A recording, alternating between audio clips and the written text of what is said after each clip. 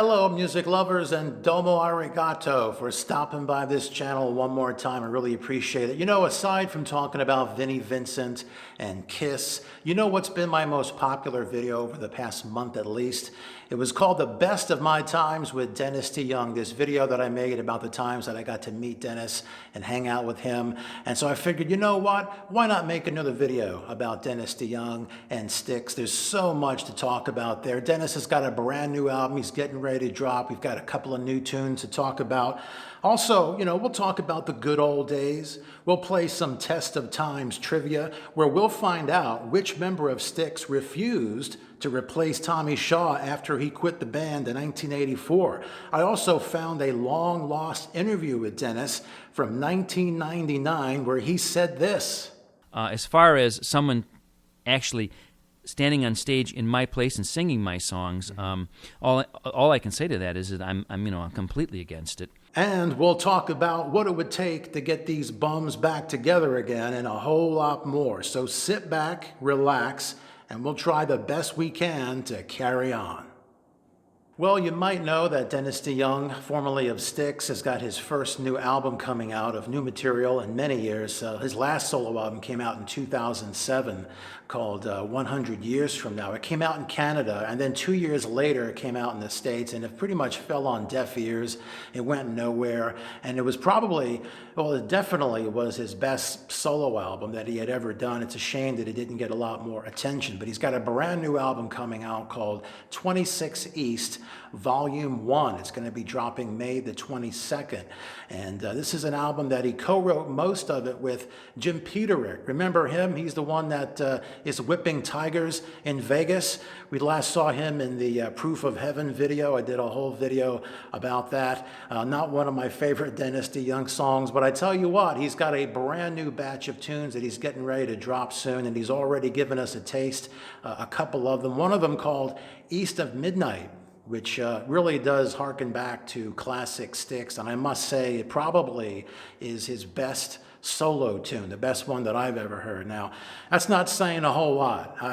Depending on you, I don't know, drop your favorite Dennis DeYoung solo tune below, but I personally haven't been too much of a fan of Dennis DeYoung as a solo act. I always liked it when he worked with Styx, when he worked with Tommy and JY and all those guys, and they had a chemistry, and I like the chemistry. But I must say that Dennis is putting out some pretty solid music with these two new songs, some of the strongest material that I think he's released in quite some time. And he also put out this new song, which was a duet with Julian Lennon called To the Good Old Days. Yeah, remember the good old days, you know, like February, you know, when you can go out of your house without getting arrested? Or how about in LA where you could go out of your house without getting snitched on by your neighbors? And if you live in Michigan, remember the good old days when you could buy a paintbrush and some paint? Oh yeah, those were the good old days. Anyway, Dennis has got his 26 East Volume 2 coming out sometime later in the year. He's got more new songs. He had so many songs that he wrote with Jim Peterick that they decided to split it up over 2 albums. And if you take a look at the album cover for 26 East Volume 1, it's got 3 locomotives on it, and that's supposed to be him and the Panazzo brothers from Styx, John and Chuck. They formed the band Styx way back in the day. 26 East is the address that Dennis lived, where a lot of things got started for the band. And I guess he's kind of reminding everybody how, you know, he was one of the founding members of the band Styx. Let's not forget that. And we'll talk about how everything unraveled later on, all right? So anyway, Dennis DeYoung recently ranked the Styx albums from worst to best. So we're going to kind of go through that. We're going to talk about the best of times. We're going to talk about the end of times, okay? And it's no shock that Dennis left out a couple of albums, the last 2 Styx albums, Cyclorama and The Mission. He wasn't on those albums. I want to know what you think about those albums. I know for me personally, you know, I didn't find anything on there that was really of any count, and it's not because Dennis wasn't on them. I just think that they're very weak albums. But let me know what you think about these latest albums from Styx. Getting into the ones that Dennis played on with Styx, it's no shocker that he wasn't crazy about the early days, the very first few albums. So yeah, we're talking about like the self-titled debut album, Serpent is Rising, Man of Miracles, and then there's, Brave New World, Styx 2, Edge of the Century. These are the ones that Dennis feels are among the worst of the Styx albums. And I'd have to agree, especially some of those early ones where they thought they were like a prog rock band. They were inspired by Yes and Genesis, but Styx was never a great prog rock band at all. A lot of those songs were spearheaded by James Young, JY, who I think is really a waste of talent, but we'll get to him later. But it really wasn't until they started to write more solid, focused rock songs that things started to get better for Styx. And, those early albums, they kind of remind me of this scene out of Me, Myself, and Irene. Remember this one? I mean, we're talking about some real stinkers here, folks. That looks good. Here you go, Colonel. Very good, Malcolm. Thank you. So up next, Dennis, in his ranking of the Styx albums, brings up Crystal Ball. And this is one of the greatest moments in Styx when Tommy Shaw came into the band. I mean, think about it. For Tommy, he comes in, joins a band like Styx, and he writes the title track to their next album. Crystal Ball is a great, great song, and it's a concert staple. I mean, they pretty much play it every single show, and these were the best of times in Styx. When Tommy joined, the songs were more solid, the songwriting was a whole lot stronger, and then this gets to the worst of times eventually with Kilroy Was Here, which is the next album that Dennis brings up, and I want to know what you guys think about Kilroy Was Here. Drop it down below in the comments. I know for myself, this is an album that you either love or you hate, and I don't care for it one bit. I mean, I don't mind Mr. Roboto and Don't Let It End. Those are the strongest songs. The other ones I feel are just poorly written and just a big nothing burger. Let me know what you guys think about it. The album was so polarizing that it wound up splitting up the band. That's what happened. Tommy Shaw wound up quitting, decided to pursue a solo career so he could kind of do things his way. And, let's do some test of times trivia. All right, at this point in the band's career, 1984, who was it in Styx that refused to replace Tommy Shaw when he quit the band? Was it JY? Was it Chuck Panazzo, John Panazzo, or was it Dennis DeYoung? Well, I recently uncovered this long-lost interview with Dennis from 1999, and I will let him tell you the story of Kilroy and who was it that didn't want to replace Tommy. Why did the band take a break in 1984? Tommy Shaw quit. He quit. He quit in the middle of in the middle of the Kilroy tour. Tommy admittedly was going through some personal turmoil, and admittedly the Kilroy project did not bring the band together. I really, through the sheer will of my personality, forced the band to do Kilroy. In retrospect, I don't think it was the best thing for the band for me to force that issue. What I was trying to do was get us on film, because remember, Kilroy was before MTV, and it had been my observation that any of the bands, Pink Floyd, the Beatles, the Stones, whoever, if you wanted to make that next step, you have to get yourself on film. And so Kilroy was a way of doing a theatrical production to get us on film. And because there were no video outlets in 1982, MTV was just beginning, and was, remember, it was put together at a time we didn't even know what MTV was going to be ultimately. So that was the original intent of doing Kilroy. So Tommy quit the band. He just quit, and he wanted to go pursue a solo career. And when Tommy had left, JY, John, and Chuck they had asked me to replace Tommy and go on without him. That's what they wanted to do, and I said I wouldn't do it. I said I really felt that Tommy was an integral part of the band and was not just somebody that you could replace. So I refused to do it. I said, look, give him some time. Maybe he'll come to his senses and want to come back to the band. And that's why I made Desert Moon. And I made solo albums only because the band had broken up. I never had any intention of doing solo albums. In fact, Desert Moon would have made a spectacular Styx song, and so would Don't Wait for Heroes. And a lot of the things on my first solo album and second solo album would have been great Styx songs, but the truth is, Styx was about those five guys to me, and that's the way it should have been. You know, it does make you wonder, what Styx would have sounded like had they gotten back together with Tommy Shaw in the late 80s. And kind of ironic that they did get back together, but without Tommy around 1990 when they did the Edge of the Century album. They brought in Glenn Burtnick and they had Show Me the Way was the big hit. That was inevitable. In interviews with Dennis DeYoung, he talked about how JY would call him every year since Tommy quit the band in 84, pretty much, asking him, when are we going to replace Tommy, and this kept on going and going. So it's just a matter of time before that were to happen. And then we get to Dennis's top 5 Styx albums, starting with Cornerstone. Remember this one? This was the first Styx album that I remember hearing. A friend gave it to me. And this is the album that, of course, has Babe on it, their #1 hit single, the one that Dennis wrote for his wife, Suzanne, the syrupy love song. It was never supposed to be on the album. It was a song that he wrote for her, played it at her birthday party. Everybody loved it. I would imagine the record label pushed for it. The rest of the band must have liked it to some degree because it wound up on the album. But yet Tommy Shaw had to talk a lot of shit about it, how it's a real syrupy ballad. Meanwhile, he had a song on the album called Boat on a River, which had some very uncharacteristic stuff, mandolins, accordions. It was a great song.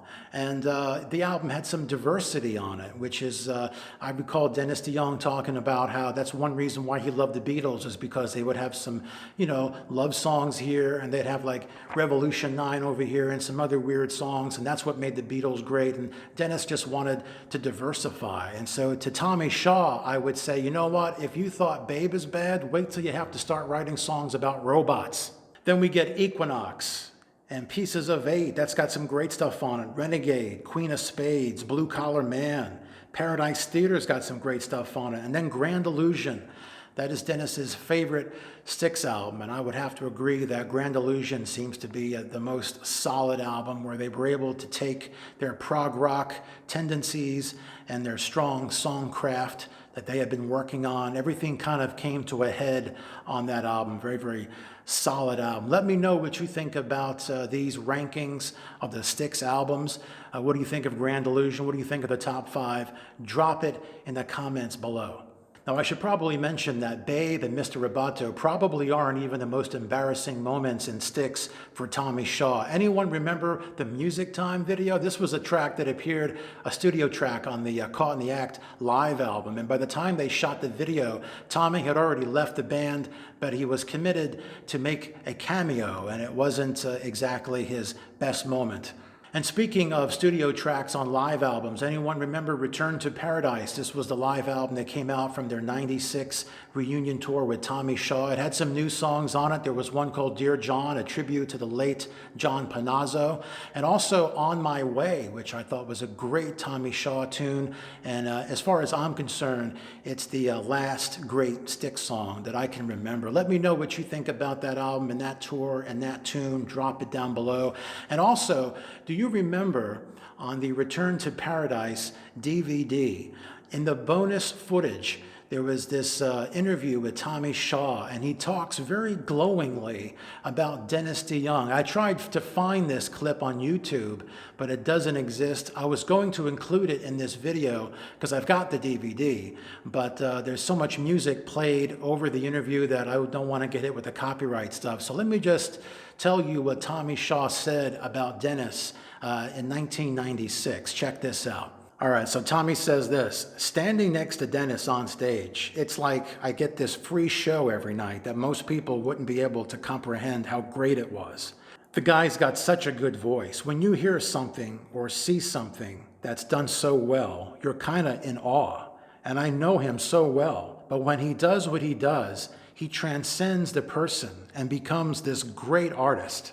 Styx is a family. It's this other family of mine that I was born into. Once Dennis wrote Babe and started fulfilling that side of his writing needs, we all started kind of going our separate ways, yet still being in Styx. And that's only grown. You know, I went on to do Damn Yankees. Dennis wrote and produced A Hunchback and starred on Broadway as Pontius Pilate and continued writing like that. Now we're coming back together, and all those influences are going to come like that again. And that's what's the challenge of being in Styx. Also, it's one of the gifts of being in Styx now. I think we appreciate those differences a lot more than we did when we were a little younger. The love is there. We've been through so much together. Now we will always be this family. Okay. Well, not long after this took place, the band decided to go back into the studio and do a new album. First new material with Tommy Shaw since Kilroy Was Here back in '83. But Dennis's health started to go south. It started to complicate things. And so I'm going to play some interview footage that I found recently with Dennis to shed some light on this part of Styx's history. Now, just so you know, to be clear, this is not my interview with Dennis. This interview was done as part of a show that I was involved with in the late 90s. And let's just say that this footage is now in my hands. And I didn't even know that I had it. I just recently found it along with a bunch of other stuff.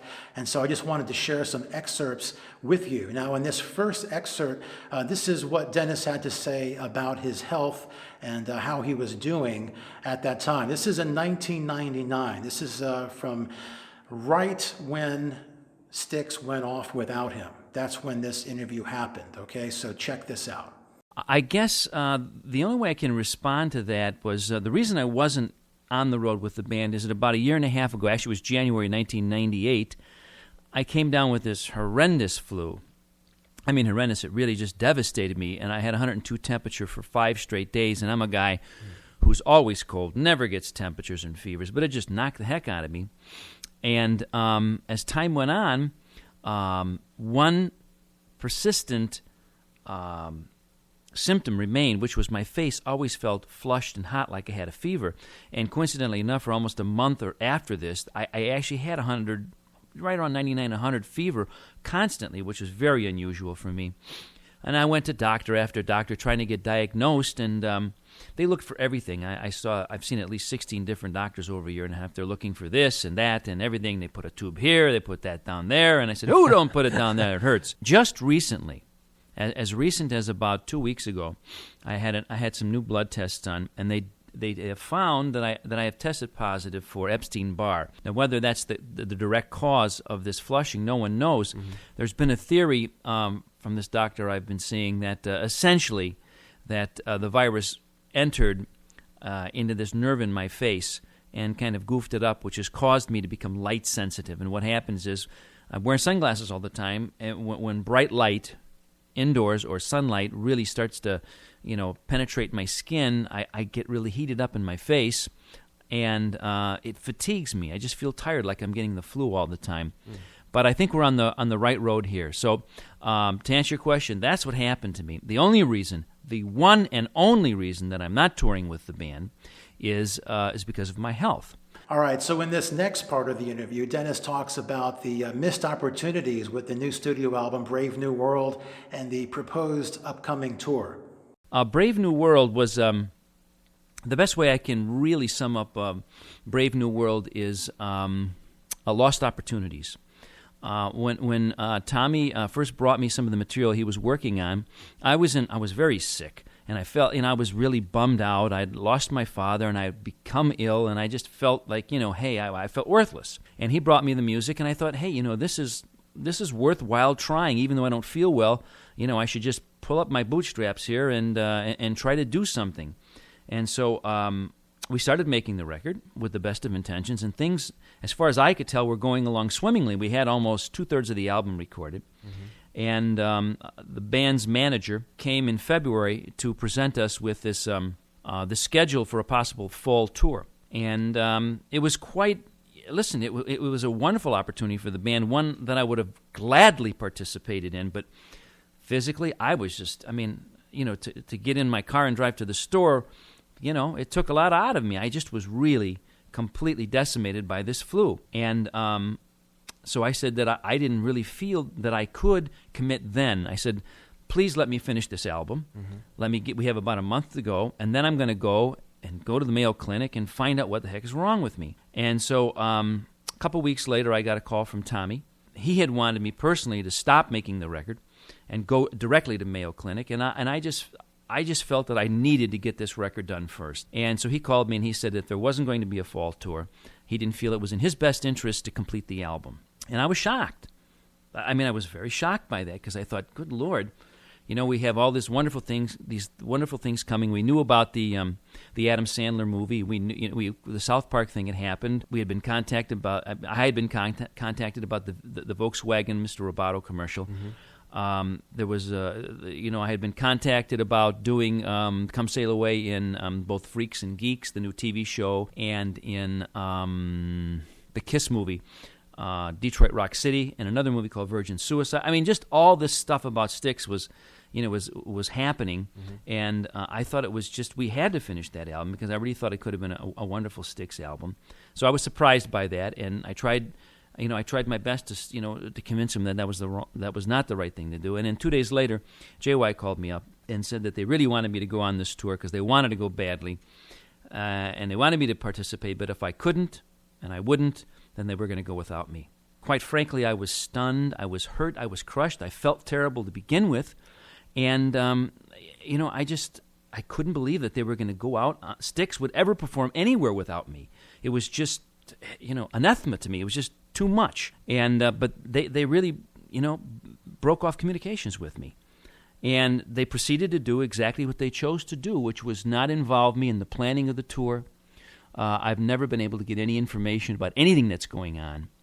In fact, when Tommy and JY did Rockline, I found out about it that day from somebody who called me, who said that they were going to be on. And I had made it clear to the record company and everybody else that I would be happy to be involved in the in any promotion. I just couldn't commit to 50 or 60 days on the road. It was too much. I could do a one-off like I did down in on the Children's Miracle Network, or if we needed to go do Hard Rock Live or anything like that, I could get myself up to do something like that. So, as you can imagine, it's been extremely hard on me and my family because Styx has really been our life, and it's been a very unfortunate thing.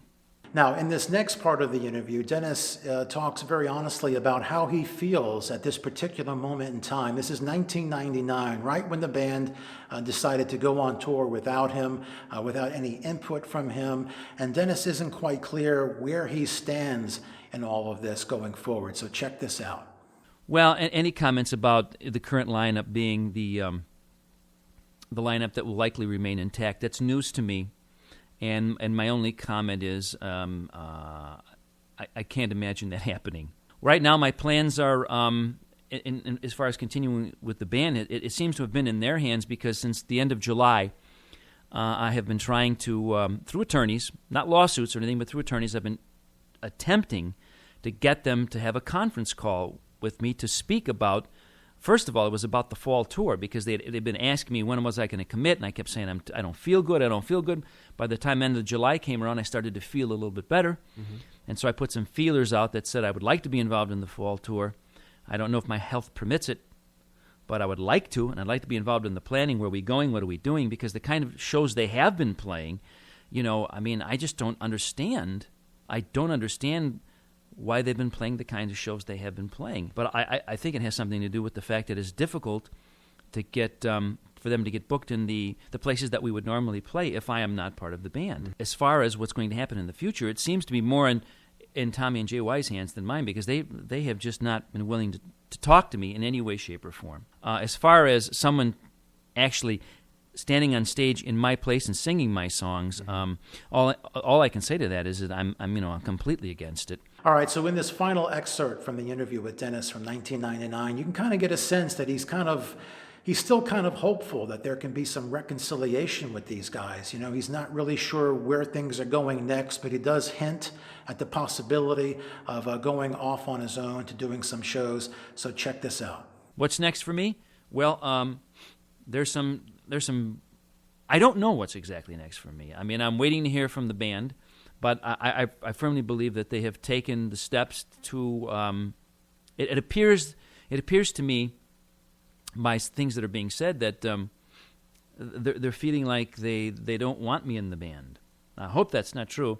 So very recently, there have been some marvelous offers about coming my way for performing.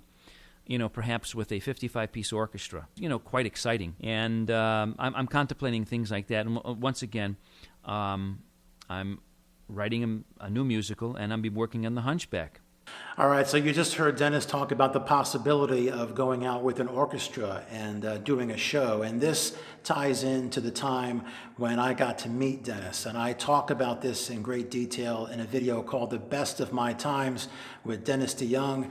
And I will throw up a link to that video so you can check it out. And like I mentioned earlier, this video has been getting a lot of play lately. When I look at my stats, I can see that this video is among the more popular videos over the past few months.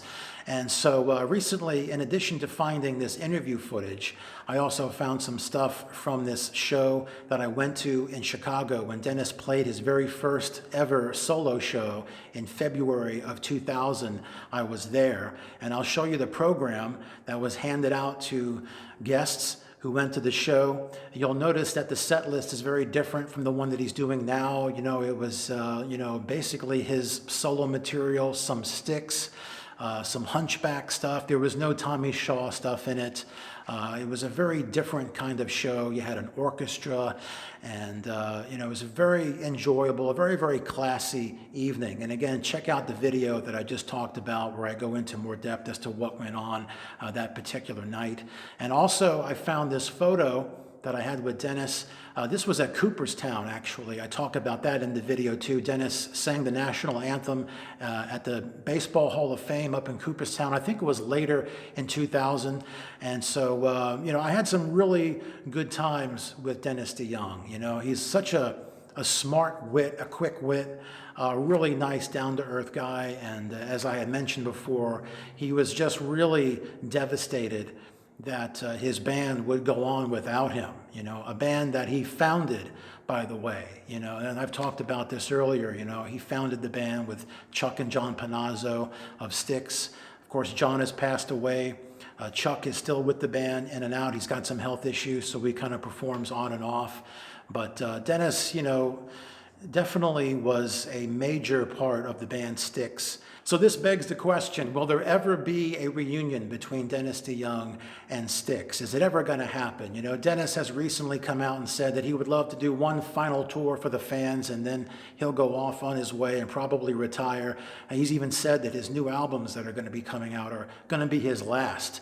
Meanwhile, Tommy and JY and Styx are playing about 100 shows a year, and they seem to be pretty comfortable doing that. They don't want Dennis in the band. They don't want anything to do with Dennis. They talk about him with a lot of disdain and animosity. And it's like, I want to know, what did Dennis do to you guys that causes you to speak so badly about him? And I'll tell you what it is. I'll give you my take. Basically, it came down to this. JY and Tommy needed money. That's what it was. They left Dennis when he was down. His health was bad. He wanted to tour, but he couldn't. Tommy and JY, they just wanted the cash. It wasn't about making brand new music and everything. If that was the case, they could have gotten a brand new singer, started a new band with a new name, and, play Styx songs, but do some new songs. But that's not what it was about. They wanted to capitalize on the name Styx because there was a lot of Styx stuff coming up in the popular culture at that time in the late 90s with Freaks and Geeks, the Mr. Roboto commercial, and a bunch of other things. And they wanted to capitalize on all that stuff. They needed the brand. They needed the name Styx. And they took it away from Dennis. Dennis is a founding member of the band, and they stole it from him so they could go make a buck. And that's why they haven't talked to Dennis in 20 years. That's why they can't look him in the eye. They don't want to be in the same. It's because they know they fucked him over, and they're fucking dirtbags because of it. And they know this. Here's a quote from JY, 2018. It was an ugly time, but I'm not bitter about it anymore. It's clear that moment in time was a huge mistake. We gave DeYoung enough rope to hang himself, and us collectively. And that's part of Styx history. We killed the golden goose, at least for the time being. It's taken a long time to resurrect it, and we've succeeded mightily. I'm not mad at Dennis anymore. I've forgiven him, and I wish the man well and happiness. I just have no desire to work with him. It doesn't open that door up for me in the least. And that's something I've noticed that these guys talk about, Tommy and JY. They keep bringing up Kilroy. They keep bringing up all this old news. It's like, guys, do you forget that since Kilroy, you made an album, Edge of the Century. You toured with Dennis. You did the whole Return to Paradise tour. Tommy was talking about Dennis being in awe of his greatness and all this stuff. You re-recorded the song Lady. You did all this stuff with Dennis since Kilroy, and now you're bringing it up. It's misdirection. They're just trying to divert you away from the fact that they fucked over Dennis and took the band away from him. And to be honest, JY, if it wasn't for Dennis DeYoung and Tommy Shaw, JY would be fucking nothing. Now, some say that Styx and Dennis DeYoung might get on the same stage together if it was for the Rock and Roll Hall of Fame induction. But the thing is, Styx hasn't even been nominated yet. What do you think? They're just going to walk up in there like Biggie Smalls with the first nomination? Look, if they do get nominated and if they do get in, they should perform. And if they don't, it's a fucking shame. And that would say more about Tommy and JY, because they're the ones that wouldn't want to do it if it came down to them not doing it. And this is for the fans. That's what the Rock and Roll Hall of Fame is. It's for the fans. If they vote Styx in, the least they can do is play for the fans one final time. Let me know what you think about that. Drop it down below. And let me know what you think about this whole mess with Dennis DeYoung and Styx. At least Dennis DeYoung, he's kind of at the end of his career. He's got these last 2 albums he's getting ready to drop, and it's quite possible this is going to be the strongest material that he's ever put out outside of Styx. And I wish him the best. And Styx, they're doing what they want to do. They just did a concept album about going to Mars. You know what I mean? Doesn't sound too far off than writing about robots, but hey, whatever makes Tommy and JY happy. Let me know what you guys think. Drop it down below. And thanks so much for checking out this video, and I'll be talking to you again soon.